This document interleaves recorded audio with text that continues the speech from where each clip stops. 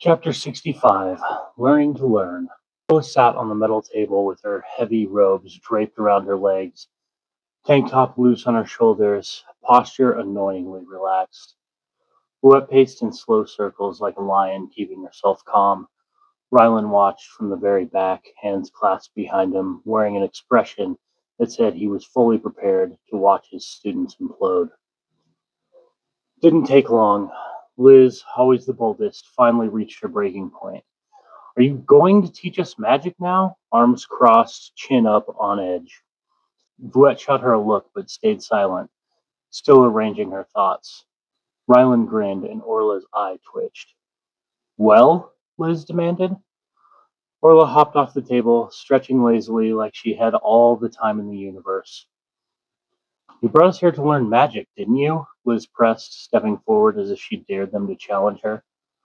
Around her, the other students shifted, nervous, hopeful, curious, intimidated, but saying nothing.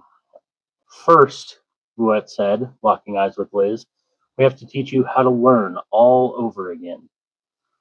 We're adults, Liz shot back. We know how to learn. Orla shook her head. It's not math, Elizabeth. Liz rounded on her.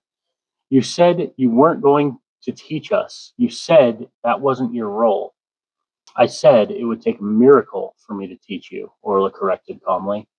Liz's jaw clenched. So, has there been a miracle? For you, yes, Orla admitted without hesitation. Liz's frustration exploded across her expression. Then teach me, Orla sighed, patient, exasperated, a teacher tired before the class even began. You don't learn to wield essence like you learn multiplication. Your body, your cells, connect to the energy around you in a way that is unique to you, personal, innate. What does that even mean? Liz cut in. Vouette's voice sharpened. Just listen. What it means, Orla continued, addressing all of them now, is that two people with nearly identical gifts will wield essence in completely different and unique ways. There are only a handful of universal truths: discipline, exercise, meditation, testing your limits. Beyond that, she tapped her temple. Magic isn't memorized, it's felt, it's explored, it's discovered. It's very personal. Liz huffed, frustrated, but didn't interrupt again.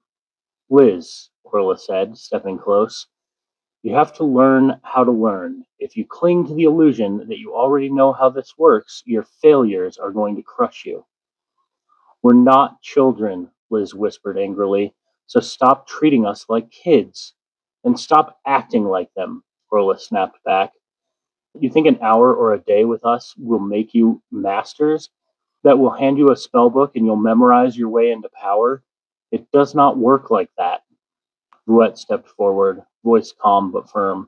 There are people in Sanctuary who can barely tie their own shoes, who wield essence with terrifying skill. They aren't brilliant, they're not disciplined, but they understand themselves in a way that you haven't begun to. That's what you're being taught. Not spells, not formula. You're learning about yourself. Orla angled toward Liz again. We can give you tools. That's it. What you uncover is entirely your own journey. Some of the recruits nodded, finally understanding. Liz still looked lost, angry, and defensive. So Orla made a choice. A sudden wind whipped through the cavern like a summoned storm. It curled around Orla's body, her hair whipping in a chaotic halo. The air bent beneath her, lifting her off the ground as if the world itself bowed to her will. Liz's eyes went wide, her jaw fell open. So? Orla's voice echoed strangely, braided with the wind itself. Float on the wind, Elizabeth. Follow my example. I've shown you one result, so do it. I can't, Liz stammered. Why not? The wind itself roared. Liz looked to her classmates for any hint of rescue, but none of them met her eyes. They stared upward, awestruck. Orla lowered herself gently to the stone floor. Her hair settled, the winds calmed. You think my magic is stronger, Orla said softly. You think I can do this because I'm better than you. But you can't copy me because you're not me. You're trying to play my song without knowing your own instrument.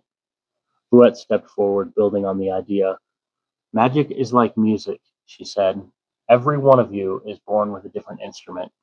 Some of you are violins, capable of sharp, piercing control. Some of you are drums, raw power and momentum.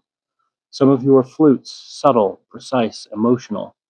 She gestured at the whole room. We cannot replace your instruments. We cannot play the song for you.